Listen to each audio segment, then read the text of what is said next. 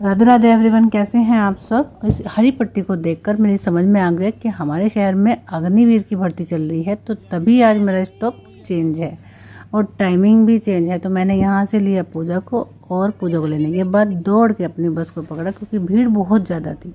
तो यहीं से हमारे दिन की शुरुआत हो जाती है और ऐसे ही दौड़ते दौड़ते हम पहुँच गए अपने कॉलेज में। और कॉलेज पहुँचते ही हमने अपनी ड्यूटी को अंजाम देना शुरू कर दिया। उधर से जब चले तो धूप बहुत ही ज़्यादा थी, समझ में नहीं आ रहा था कि भगवान कभी तो पानी में तरबतर कर देते और कभी धूप में चमाचम। आज धूप इतनी तेज़ थी कि आंखें नहीं खुल रही थी। दिखाऊं आपको, ये देखिए धूप का नज़ारा, बहुत ही तेज़ धूप है भाई। तो ऐसे ही धूप को पार करते हुए हमने रिक्शे वाले को दिए पैसे और घर पहुंच गए। घर पहुंचने के बाद एक लंबी सी सुकून भरी सांस ली, क्योंकि घर तो भाई घर होता है। घर जैसा सुकून तो कहीं भी नहीं है। इन बच्चों से पूछो या मुझसे पूछो और अपने दिल से भी पूछना कि आज मैं सही कह रही हूँ।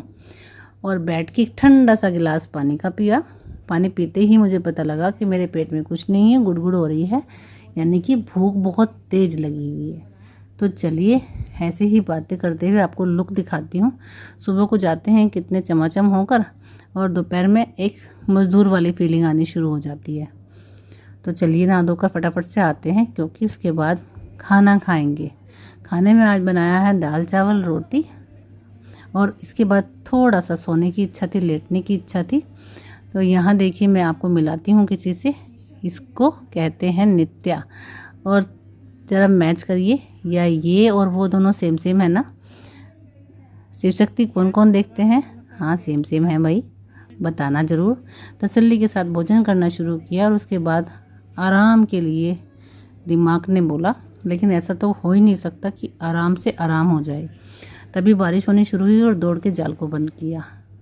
कमरा बंद करके लेटी कि रद्दी वाले ने आवाज़ लगा दी। तो रद्दी हमने निकाल रखी थी, वो सारी रद्दी को हमने सेल कर दिया और ये अपने धन को हमने अपने अंडर में ले लिया। और लक्ष्मी जी मिलने की खुशी में चलिए मुँह मीठा कर लेते हैं। लेकिन यहाँ पर अगर देखा हमने कि आज तो भाई डब्बे खाली हैं।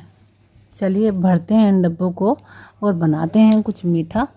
लेकिन इससे पहले जो धूल भरी सारा ये काम हमने निपटाया है, तो फेस पर सारी धूल जम चुकी है। तो आज देते हैं होम रेमेडी, यानी दही से फेस वॉश कर लेते हैं।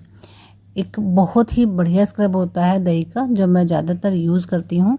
तो आप भी करके देखना, बहुत ही अच्छा रिजल्ट आता है। ठंडी ठंडी फ्रिज से निकली हुई दही को हमने अपने फेस पर लगाया और थोड़ी